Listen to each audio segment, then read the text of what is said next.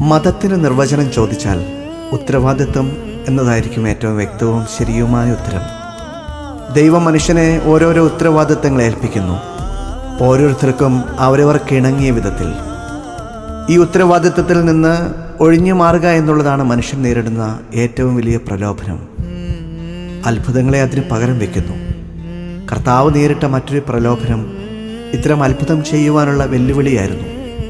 നീ ഉയരത്തിൽ നിന്ന് ചാടുക, ഞാൻ നോക്കിക്കൊള്ളാം എന്നല്ല, മാലാഖമാർ കാത്തുകൊള്ളുമെന്നാണ് വെല്ലുവിളി.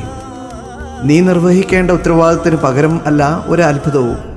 നീ ചെയ്യേണ്ടത് ചെയ്തേ മതിയാകൂ. ദൈവത്തെ പരീക്ഷിക്കുന്നതിന് തുല്യമായ അത്തരം വിചാരങ്ങൾ പ്രലോഭനങ്ങളായി തള്ളിക്കളയേണ്ടതുണ്ട്. അതാണ് കർത്താവ് കാണിച്ചു തന്ന മാതൃക. ആമേൻ. മുൾമുടിയൂരാനരികെ വരാനും വരളും നാവു നനച്ചു തരാനും ഇനിയുമൊരവസരമേ ഗണമേ കനിയണമേ. നിണമണിഞ്ഞ കാൽപ്പാടുകൾ